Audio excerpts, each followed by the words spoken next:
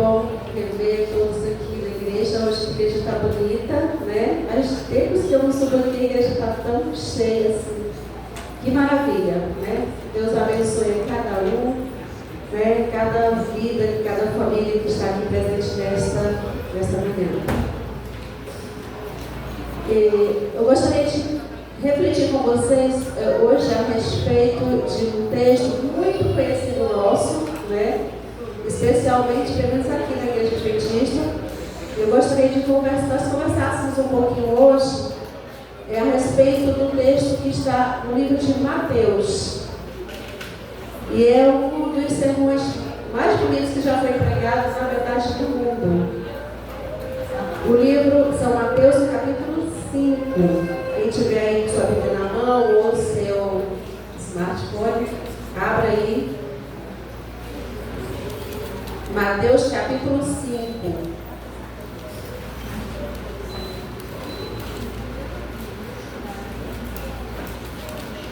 Bem, o contexto que nós temos aqui, todos conhecem bem, é o Sermão do Monte. Jesus, assentando-se no monte, convida os seus discípulos para mais perto dele, e toda uma multidão que o seguia senta-se também na relva e passam a ouvir a Jesus. E ele começa a lhes falar. E ele vai lhes falar, primeiramente, a respeito das bênçãos, das bem-aventuranças, que a gente vê aqui no capítulo 5, do verso 1 até o verso 11. Né? E as primeiras palavras de Cristo são exatamente de bênção. Né? Mas eu não queria me ater a essa primeira parte desse sermão. Né? E a gente também não vai falar de todo o sermão, porque você sabe que esse sermão é bem longo, né? E a gente tem que nosso tempo bem mais restrito. Mas eu gostaria de falar com vocês, conversar um pouquinho a respeito dos versos 13 ao 16. São apenas 4 versinhos que a gente vai tentar tirar alguns aprendizados para a nossa vida espiritual nesta manhã, né? Que o Espírito Santo possa estar falando diretamente ao seu coração aquilo que você precisa, está mais necessitado de ouvir essa manhã. E o verso 13 começa dizendo o seguinte: vós sois o sal da terra. Então, depois das bênçãos, Jesus começa então a fazer afirmações a respeito dos seus discípulos, dos discípulos que seguiam a ele. Interessante é que essa afirmação que Jesus fala, ele declara, ele diz, vós sois, parece um chamado. Ele tem a característica de um chamado. Por que a gente tem essa semelhança de chamado? Porque quando ele faz essa afirmação, é uma afirmação que deixa espaço para você responder a ela. Positiva ou não, de maneira positiva ou não. Então, por isso ele tem a característica de um chamado. E a gente vai falar mais a respeito desse chamado no transcorrer da nossa reflexão. Bem, e aí nós vemos aqui que Jesus continua o texto. Ora, se o sal vier a ser insípido, como lhe restará o sabor? Para nada mais presta, senão para lançado fora, ser pisado pelos homens. E a gente vai parar por aqui. Vamos primeiro analisar um pouco a respeito dessa primeira parte do texto do Sermão de Cristo. Né? Nós temos que levar em consideração que a visão de Oriente Próximo com relação a essas duas figuras, né, metafóricas que Jesus vai usar aqui, é um pouco diferente da que nós temos hoje, no nosso mundo atual. Né? Sal, o que é sal para a gente? Né? É algo que a gente considera às vezes sem valor. Né? Se você perder 1 quilo de sal, como é que você vai se sentir? Vai dar de ombros. Que importância tem? Né? Nenhuma. Mas não é o contexto desse momento histórico, né? Lá nesse local específico que é Israel ou Jerusalém.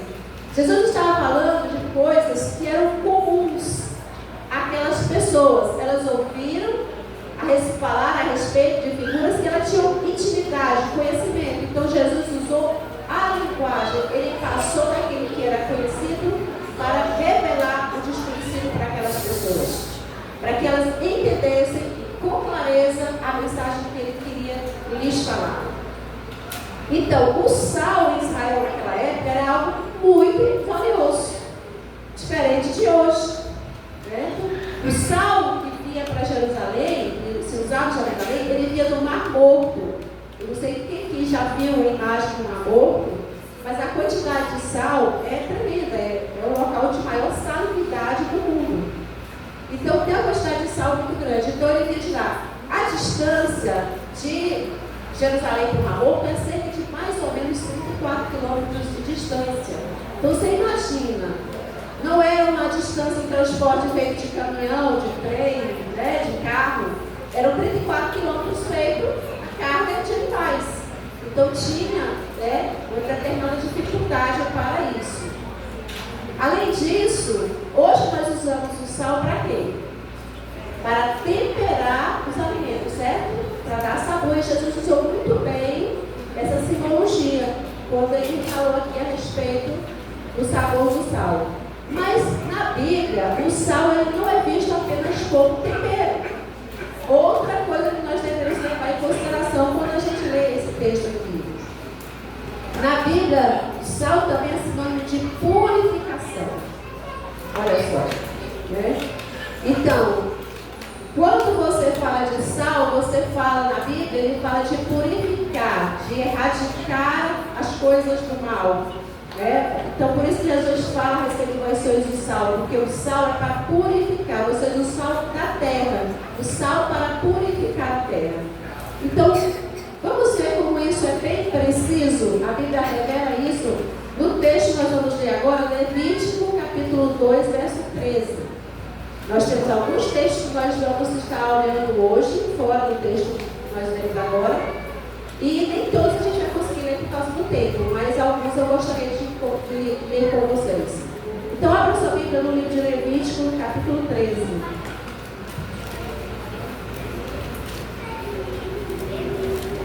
Capítulo 2, verso 13. E diz o seguinte: toda oferta dos teus manjares temperarás com sal. E aí tudo bem. A tua oferta de manjares não deixarás faltar o sal da aliança do teu Deus. Em todas as tuas ofertas aplicarás sal. Está falando das ofertas de cereais, de grãos, onde se aplicava sal antes delas serem colocadas no altar, oferecidas em sacrifício. Tá? No livro de Ezequiel, que a gente não vai ler agora, fala a respeito dos sacrifícios de animais, da mesma forma, o carneiro e o novilho sem defeito, que eram levados ao sacrifício, antes de serem colocados no altar, caso vocês podem depois verificar, Ezequiel 43, do verso 23 ao 24, era deitado sal sobre esses sacrifícios. O sal era usado como uma simbologia de purificação. A oferta era purificada antes de ser levada perante Deus no altar para sacrifício. E uma coisa interessante que eu ainda não tinha muito conhecimento, e talvez alguns de vocês também não tenham ouvido falar ainda, era que existia a aliança do sal. Ouviram falar disso? Eu achei muito interessante. Existia também a aliança do sal no Antigo Testamento, né? Eu quero ver esse texto no livro de Números. Esse é o que a gente vai ver no livro de Números. Eu queria que vocês acompanhassem aí. Números capítulo 18. É o livro seguinte, depois de Levítico. Você abre no livro de Números, capítulo 18, verso 19.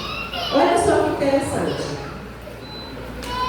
Todas as ofertas sagradas que os filhos de Israel oferecerem ao Senhor, dê-as a ti, e a teus filhos e a tuas filhas contigo, por direito perpétuo. A aliança perpétua de sal perante o Senhor é esta, para ti e para a tua descendência contigo. Uma aliança perpétua de sal. Né? Também no livro de 2 Crônicas, capítulo 13, verso 5, fala também da aliança de sal, dando aí uma característica da natureza da aliança. É a natureza da aliança que Deus queria com o povo, uma aliança perpétua, uma aliança eterna. E para isso também o sal é utilizado como símbolo.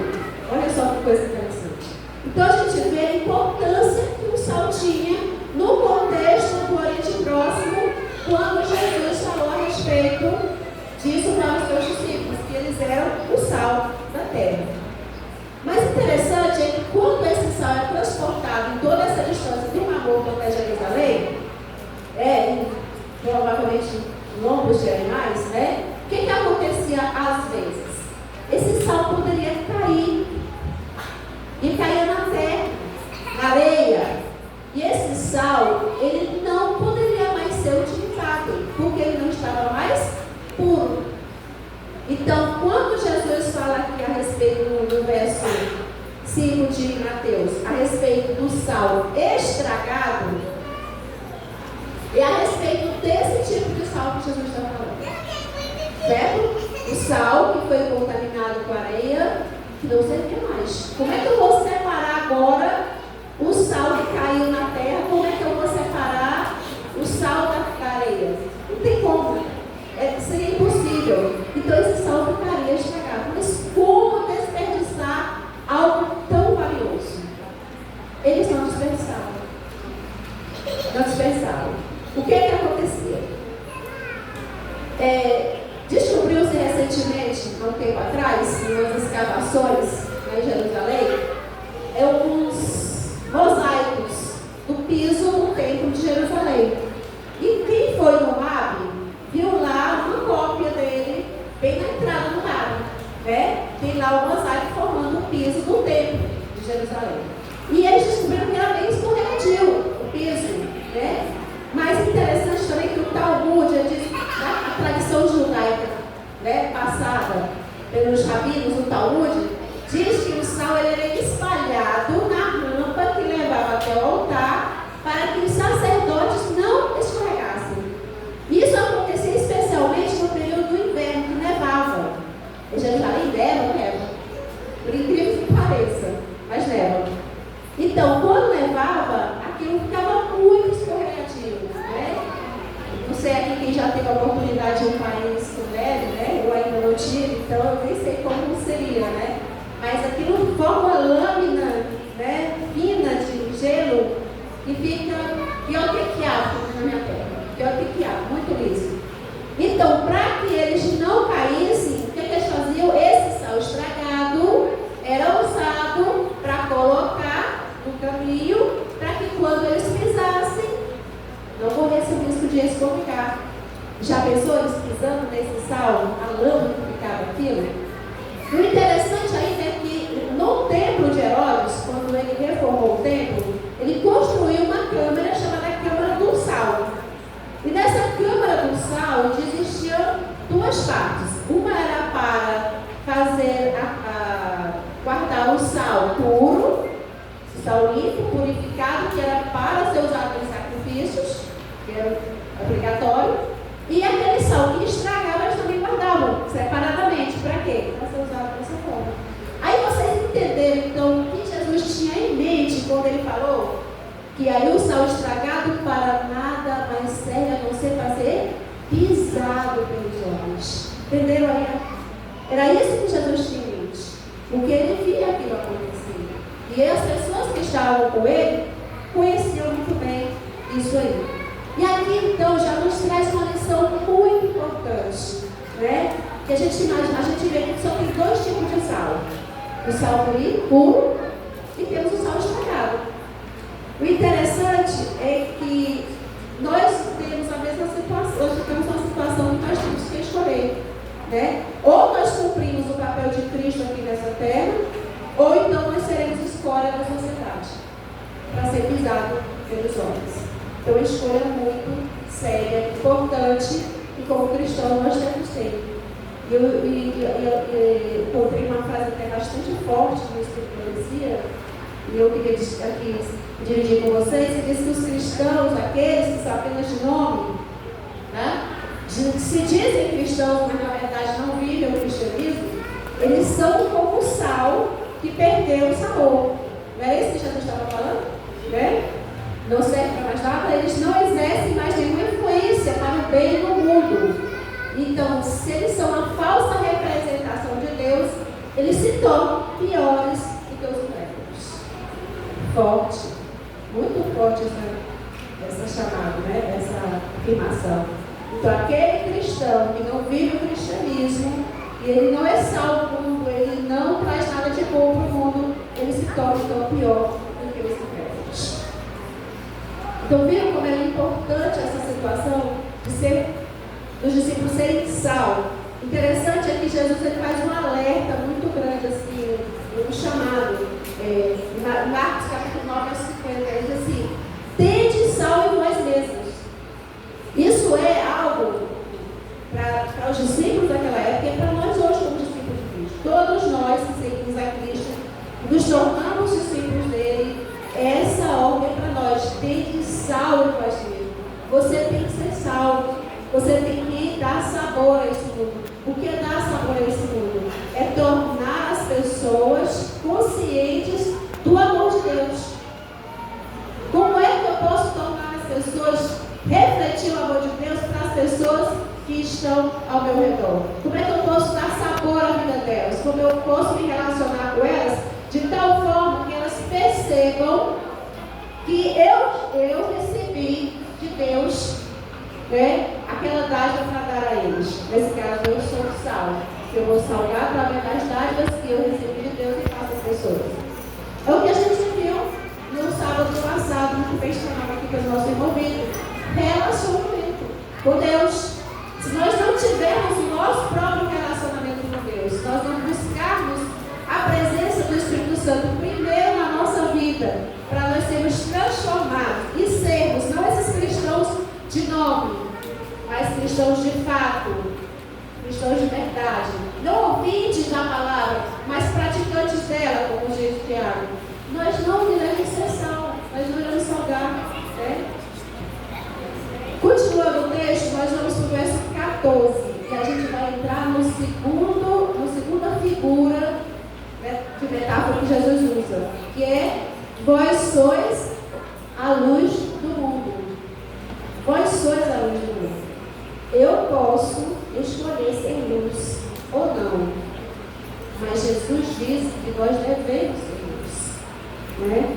E ele continua: não se pode esconder a cidade edificada sobre o monte, nem se acende uma candeia para colocá-la debaixo do alqueire, mas do velador, e alumia todos que se encontram na casa. Verso 16: assim brilhe também a vossa luz diante dos homens, para que vejam as vossas boas obras e glorifiquem a vosso Pai que está nos céus. Queridos, quando Jesus proferiu essa afirmação aqui, ele estava no monte, de frente a ele existia uma cidade, a cidade de Safé. Então, existe cidade, naquela época as pessoas tinham muito ansiado de construir cidades mais de lugares mais altos, né? Até por questão de segurança, de proteção. Então, provavelmente, quando ele falou disso, ele deve ter olhado para a cidade de Safé. Não se constrói uma cidade, né, dessa maneira. Você deve ter que esconder, você não tem como esconder se você colocar a cidade em monte. Ali, quando chegava a noite, que aquela cidade acendia as suas luzes, né, as suas lamparinas, ela servia também de guia para aquelas pessoas que estavam, por exemplo, de caminhada pela estrada à noite escura, sabendo que lá naquele monte, lá naquela localidade ali, você via a luz ao longe, você sabia que ali tinha uma cidade. Então você tinha uma direção. Então a cidade edificada sobre o monte, ela servia de guia para as pessoas que estavam na escuridão. Olha que coisa interessante. Nós somos a luz do mundo. Como discípulos de Cristo, nós temos o papel de guiar aqueles que estão nas trevas para um lugar seguro, para a luz maior, para a verdadeira luz que é quem? Que é o próprio Jesus Cristo. Agora imagine uma cidade, naquela época não existia eletricidade, tá? Então vamos colocar a coisa dentro do contexto da época, não existia eletricidade, né? Então muitos de vocês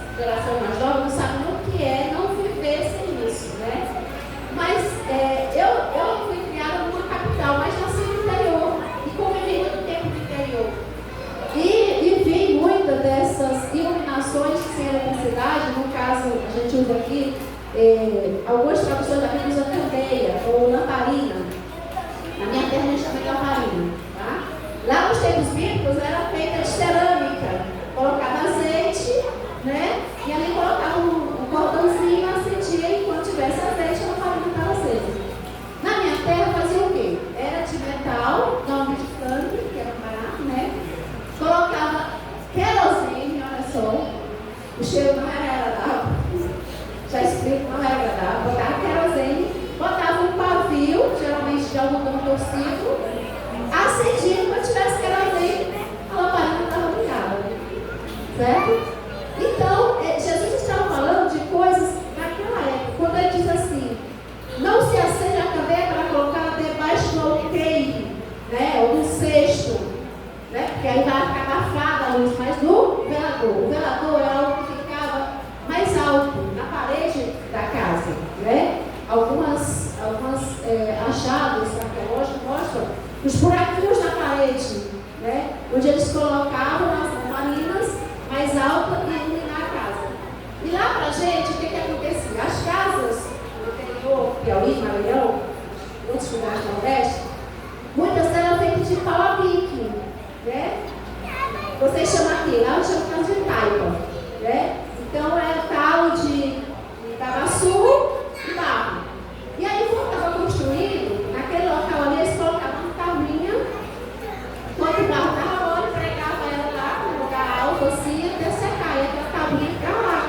Aquele era o velador, olha só, né? O nosso velador. E aí, quando estava todo mundo reunido naquele ambiente, a lamparina estava ligada, para não gastar o querosene, todo mundo ficar cada um com a lamparina, pegava a lamparina, colocava lá no lugar alto e iluminava a sala toda, né? A iluminação era para todo mundo.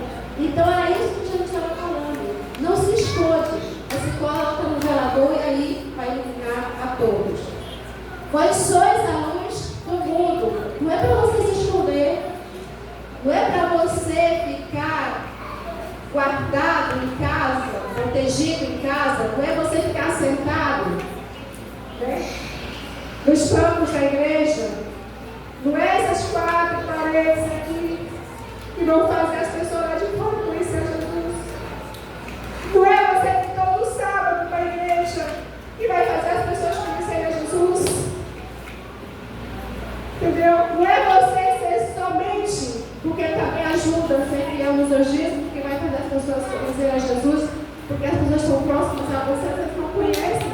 Porque você não fala, porque você não entra em contato com elas, porque você não se importa de levar Jesus para elas. É disso que a gente está falando. É você ser luz onde você estiver, no meio que você estiver, todas as pessoas que você está em contato. Não só falar, mas especialmente viver o cristianismo coerente. Aquilo que você crê é aquilo que você vive. Aquilo que você fala na teoria, você pratica. É isso que é ser cristão de verdade. E dessa forma você vai fazer as outras pessoas verem que as boas obras em você. E vai glorificar quem? É você? Não é para a sua glória. Você não vai fazer nada disso para a sua glória. Você não vai ser o melhor, mas melhor pai, melhor marido, melhor irmão, melhor filho, melhor vizinho, para que as pessoas achem que você é o top. Não é para isso não. É para que através de você eles olhem para Cristo. Glorifiquem a Cristo. Poxa, essa pessoa é assim porque ele é um cristão. Né? Essa pessoa é assim porque ela está seguindo a Jesus. E é isso que eu quero fazer. É isso que eu quero fazer. Entendeu? Mas você tem que viver e tem que testemunhar. E você tem que falar. E você tem que partilhar. E você tem que partilhar dessa verdade. É importante a teoria? É. Também é importante. É importante que você fale. É importante a doutrina? É. Como é que a pessoa vai saber o que Deus quer se você não abrir a Bíblia com ela? Como o Felipe fez com o eunuco e ensinou para ele? Ele não vai saber. É importante que você abra, vá lá, abra a Bíblia e diz assim: olha, querida, está aqui escrito, é isso, isso, isso.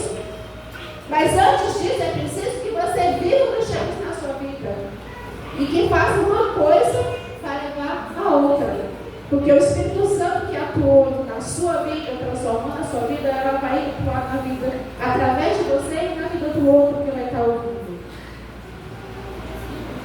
Talvez alguns de vocês achem que seja muito difícil pregar, né? Falar.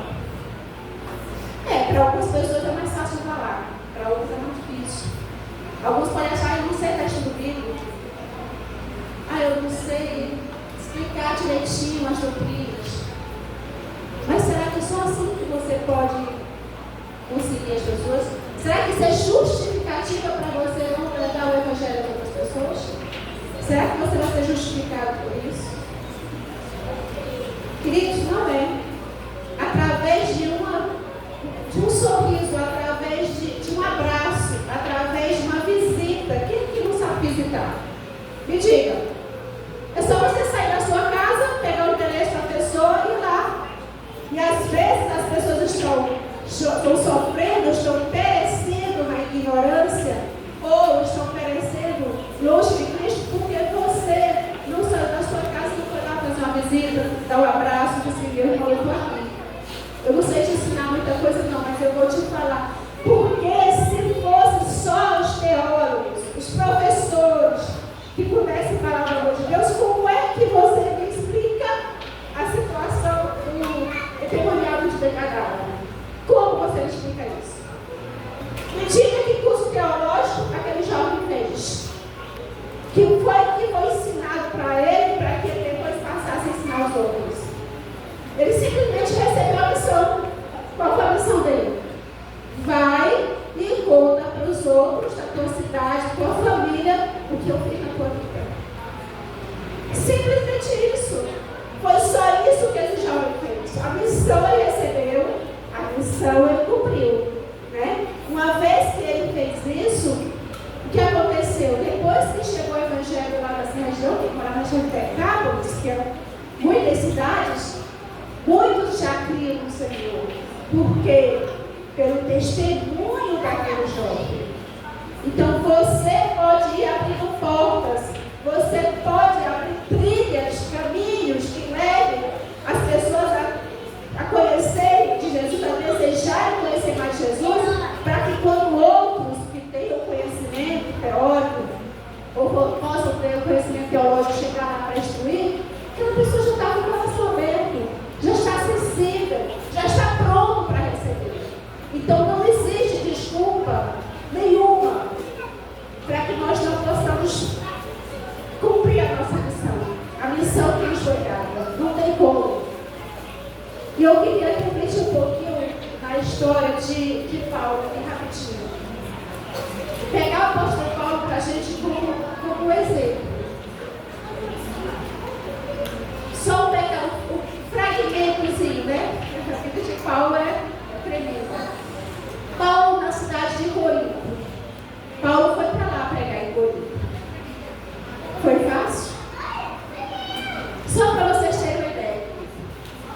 A cidade de Corinto é uma cidade grega, embora estivesse sob domínio romano, mas guardava todas as tradições e a religião e tudo do período grego. Era uma cidade grega extremamente promíscua, certo?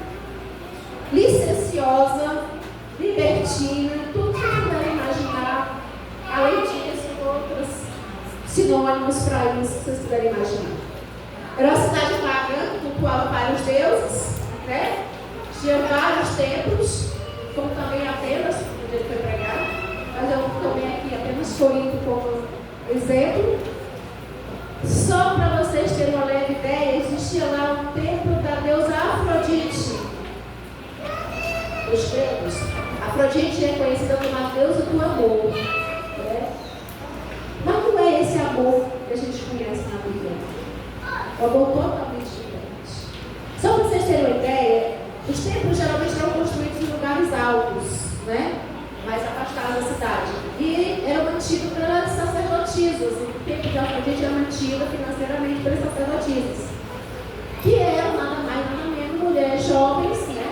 Jovens, que cuidavam do templo, desciam do templo para a cidade para se prostituir. Para com o dinheiro dessa prostituição, bater o Pedro. Além disso, tinha um templo também ao deus Asclepio, ou Esculápio, como os latinos chamam, que era o chamado deus da cura.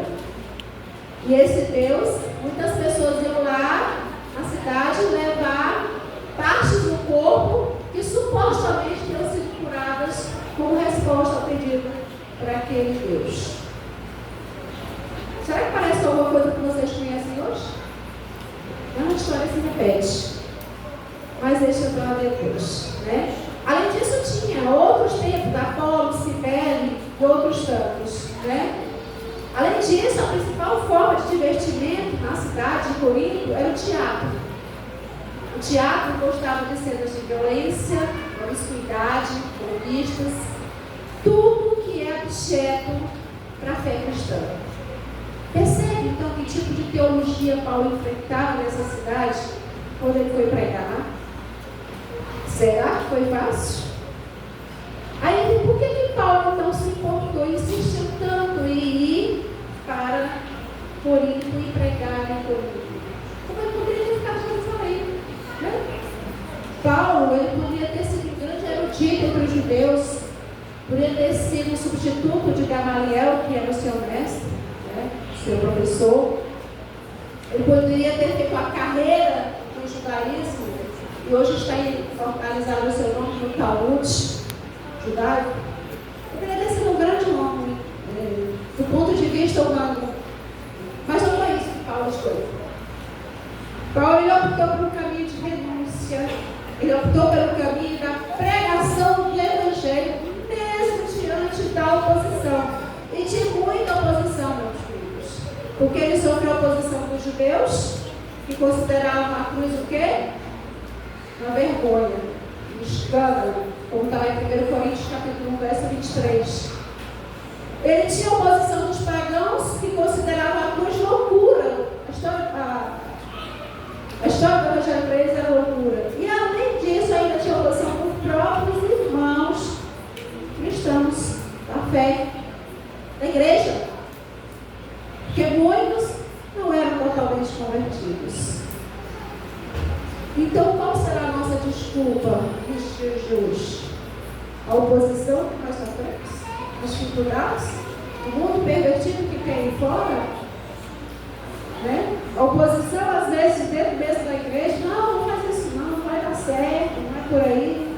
Será que é isso que ainda está fazendo com que a gente vê como desculpa para não cumprir a missão que Cristo nos designou de ser sal, de ser luz, conduzir as pessoas para Ele?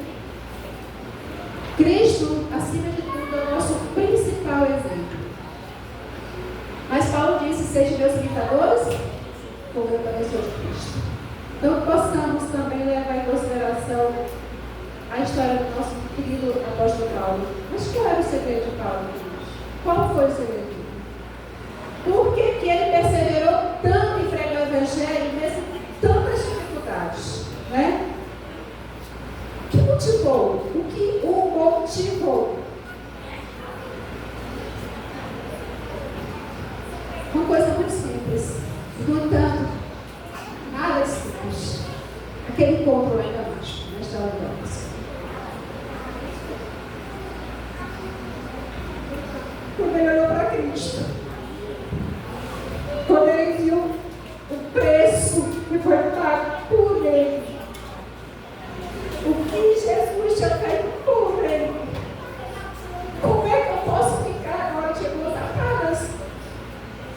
Como é que eu posso deixar o outro perecer se Cristo me amou tanto que deu a vida por mim e disse para que eu amasse o meu irmão e fosse até ele e o conduzisse para ele? Como é que eu posso fazer isso? Paulo não viu. Paulo, naquele momento, ele estava cego, porque ele estava só vendo as coisas desse mundo. Mas Jesus, a luz, iluminou ele de tal forma que ele passou a ver as coisas incríveis que ele não tinha visto antes. Ele precisou ficar cego para poder enxergar. Será que nós precisamos ficar cegos hoje para enxergar alguma coisa? O que é na nossa vida que ainda nos atrai de tal forma que nos deixa cegos para não entender qual é o nosso papel como cristãos? Qual é a nossa missão nesse mundo? Será que a gente não está vendo o que está acontecendo no mundo lá fora? Eu não gosto de ver noticiário. Não gosto. Porque geralmente eu pego o noticiário só por ruim, né? E você fala aí, só coisa ruim, só tragédia. Mas eu fico assim muito preocupada, porque eu posso ficar de tal forma, tão alheia às coisas que acontecem no mundo, que elas passam de ser importantes.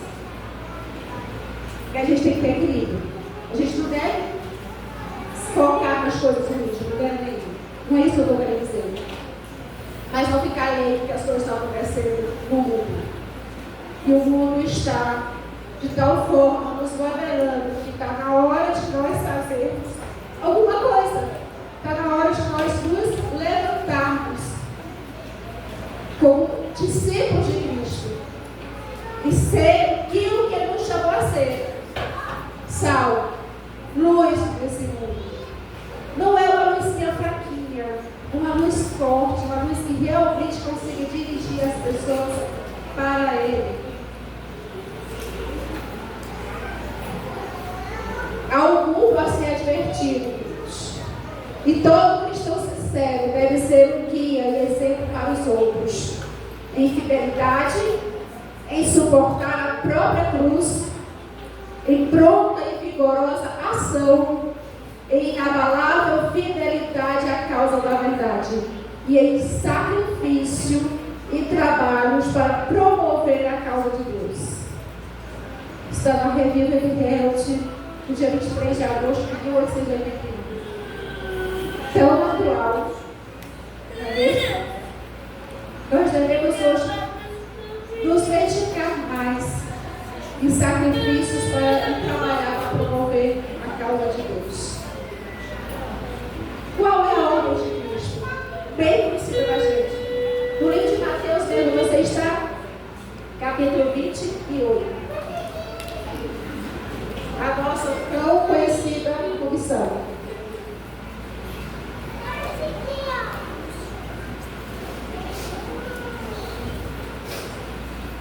Capítulo 28, verso 18 a 20. Jesus já tinha estado com os discípulos durante um bom tempo depois da sua ressurreição. Encontra-se com eles pela última vez e tem essa conversa profunda. E deixa com eles uma ordem. Não só para aqueles que estavam ali com ele, mas todos aqueles que viessem a ser seus discípulos posteriormente. Diz o seguinte: Jesus, aproximando-se, falou-lhes, dizendo: toda a autoridade do pecado no céu e na terra. Eu queria aqui chamar a atenção. Jesus, nesse momento, estava revestido de uma ilimitada autoridade. Será que a gente tem que ter consciência disso? Uma autoridade completa, ampla, irrestrita. Não nessa cidade, não nesse país, nesse mundo, mas de todo o universo. Uma autoridade limitada. E ele diz o seguinte: ide, portanto, fazer discípulos de todas as nações, batizando em nome do Pai e do Filho e do Espírito Santo, ensinando-os a guardar todas as coisas que eu vos tenho ordenado. E eis que estou convosco até a consumação dos séculos. Essa é a ordem de Cristo. Cristo comissionou seus discípulos. Nós, seus discípulos, nós hoje, a proclamar uma fé que alcançaria todos os povos, todas as nações, sem restrição alguma, todas as classes de pessoas, sem nenhuma acepção. É essa a comissão que Cristo nos está dando. Ele está nos ensinando a olhar a toda a alma necessitada, como fosse nosso irmão próprio, e esse mundo todinho é nosso campo de trabalho. Nosso campo de trabalho começa dentro da nossa casa. como pai, como mãe, como é que você está sendo luz, como é que você está sendo sal dentro da sua casa. Para onde você está conduzindo o seu filho? Essa luz que você vai brilhar dentro de casa está conduzindo sua família para onde? Para Cristo ou para a destruição? Cuidado, queridos, é uma grande responsabilidade, porque a missão do discipulado, do discípulo de ministrar, começa dentro de casa. Depois ela vai se ampliando para outras áreas mais distantes. Você quer permanecer na fé? Você quer ser firme até Jesus voltar? Eu achei essa frase impressionante. De John Stott. Ele diz o seguinte: nem todos os homens que são salvos são discípulos, embora todos os discípulos são salvos. Você quer ser salvo? Seja discípulo de Jesus. Não existe outra forma de salvação. Queridos, o chamado de Deus é um ato soberano. Ele faz o chamado, mas o preparo é sempre uma parceria entre Deus e o homem. Ele precisa que eu aceite o chamado, que você aceite o chamado. Porque se nós não aceitarmos o chamado, ele não vai ter efeito na nossa vida. Nós só precisamos fazer isso. Então, que Deus possa, através de você, através de mim, ser a luz celestial que alcança as pessoas. Que Cristo Jesus brilhe neste mundo através de nós. Que através de nós possamos salgar esse mundo com o sal do amor de Cristo. Que Ele possa, através de nós, levar o amor de Deus e a salvação a todas as pessoas que estão ao nosso redor. Primeiro na nossa casa, depois na nossa vizinhança, no nosso trabalho, no nosso colégio e às vezes até mesmo na nossa própria igreja. Que nós possamos demonstrar, sim, amor pelas almas que estão a merecer. Que a gente não ame só aqueles que a gente conhece, mas ame aqueles também pelo qual a gente pode trabalhar em favor. Amor pelas almas. Eu acho que esse é o amor que nós precisamos aprender a cultivar a cada dia. Esse é o amor que Jesus tinha. Por isso é que tantas pessoas o seguiram e sentiram o amor dele emanando dele o tempo inteiro. Então que eu e você possamos, a partir de hoje e agora, estarmos preparando para ser luz e para ser sal deste mundo. E desde já eu quero convidar a todos para estarem preparados, que a partir do dia 13 até 22, como igreja, nós estaremos fazendo os 3 dias de oração. Amém. Como indivíduo, seu preparo tem que ter começado já, né? Mas pode começar hoje. Mas como igreja, nós teremos 10 dias de oração e jejum no último dia 22, 10 horas de jejum e oração. Se preparem para nesse dia realmente